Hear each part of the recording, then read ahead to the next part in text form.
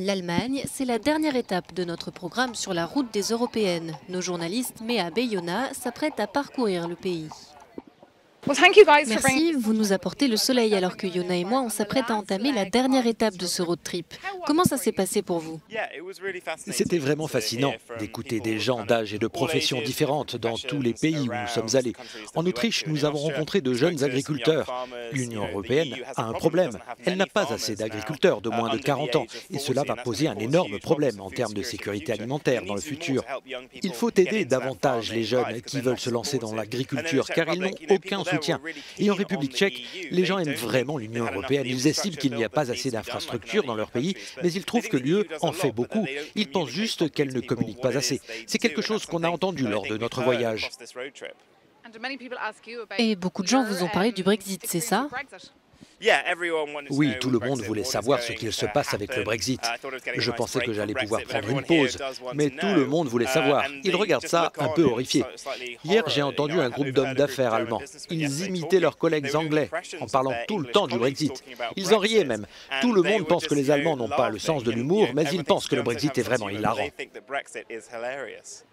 Eh bien, on aura sûrement l'occasion de découvrir si les Allemands ont le sens de l'humour ou pas ces prochains jours. Vous avez également réalisé des reportages en Pologne. Oui, pour la première fois en 15 ans, les Polonais pensent que ces élections européennes sont vraiment importantes à cause d'une bataille politique qui est brutale en Pologne. Ces élections sont l'occasion de résoudre de nombreuses questions en Pologne et même à Bruxelles. C'est pour ça que ce vote retient tant l'attention des gens là-bas.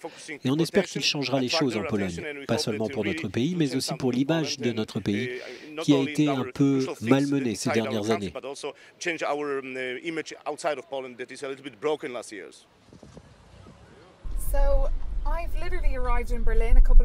Je suis arrivée à Berlin il y a quelques heures seulement, mais pas le temps de faire du tourisme, on a tout de suite pris la route. C'est Yona qui conduit. Yona, où est-ce qu'on va?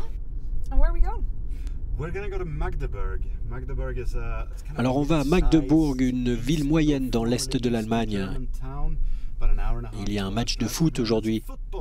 Le football, c'est comme une religion ici, donc on va y aller et voir ce que ses supporters pensent de l'Union européenne et des élections.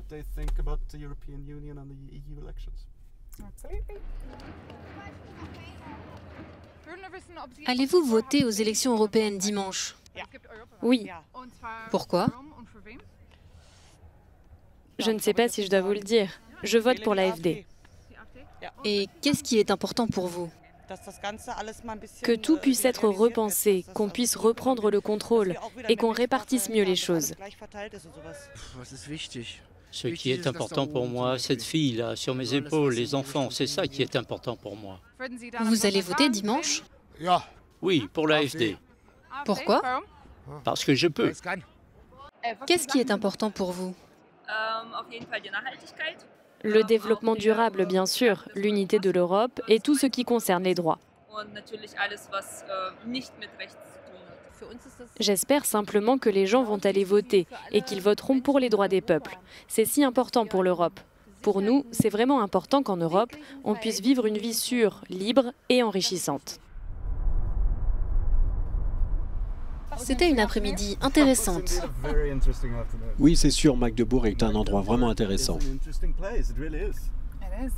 Mais on n'a pas le temps de rester plus, on doit reprendre la route. Oui, notre prochaine étape, c'est Brême, à 3 heures d'ici, en direction de la côte. Là, on se dirige vers l'autoroute.